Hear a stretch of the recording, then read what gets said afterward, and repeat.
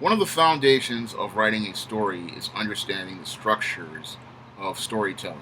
And whether it be screenplays, novels, comic scripts, they all follow the same structures. And part of that structure is understanding that prose, which describes action, and dialogue, which pretty much establishes character. And dialogue is what I'm going to talk about in this video. Now, dialogue serves two purposes. Dialogue serves to establish a character, and it serves to move the story forward. Those are the two core elements of dialogue in story.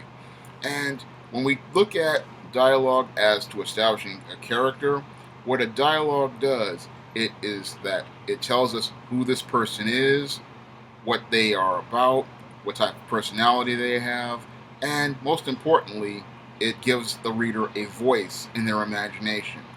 That's what dialogue, strong dialogue, does. It allows the reader to immerse themselves into the world, to get to know this person, and see what they're like, and connect with them on a humanized level.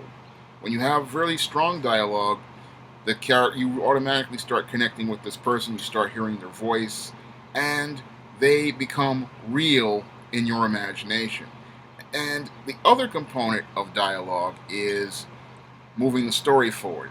All those dialogue patterns are not just there just to let us get to know this person, but to move the story forward. So everything that they're saying is related to the action going on. So when people are talking, they are talking about things that move the plot forward. That is basically the two components of what make dialogue solid.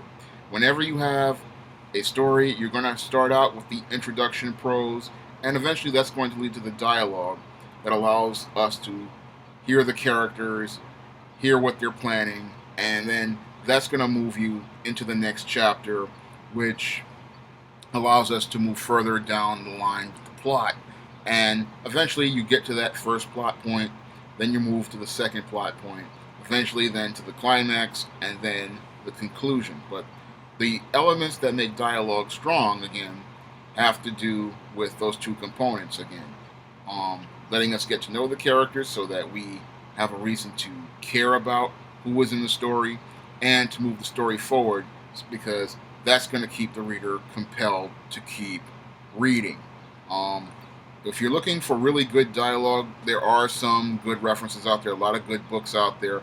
But when I do dialogue, mostly, I get most of my ideas, some of them from film. And some of the films I recommend people really look at are Spike Lee films that have very good dialogue.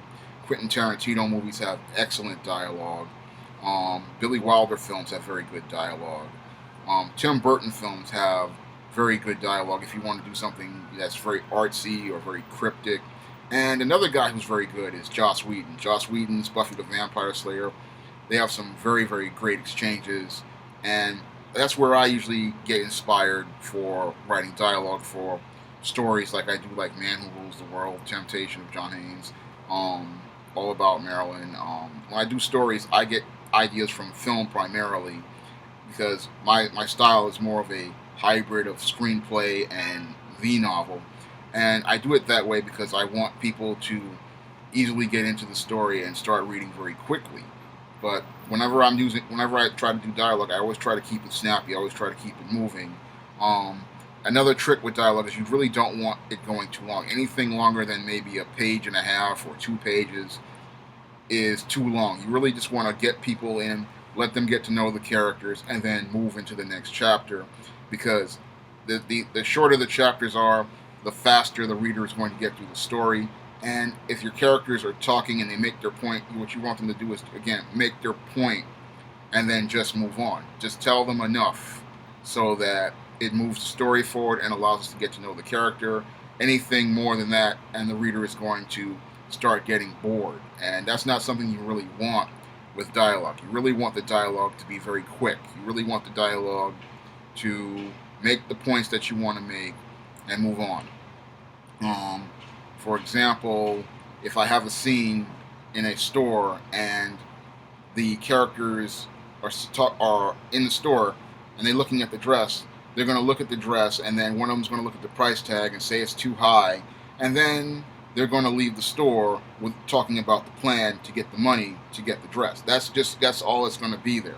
And then after that, you're going to move on to the next scene, and then the next scene after that, and the next scene. And the whole thing is that you want to keep building your dialogue to the point where it's so compelling that the reader has to keep reading up to that climax and then finish with the conclusion. And you really want to make sure that that dialogue keeps the reader thinking about these characters and connecting with them on a personal level. That's all I have to say for this video. Comment, rate, and subscribe.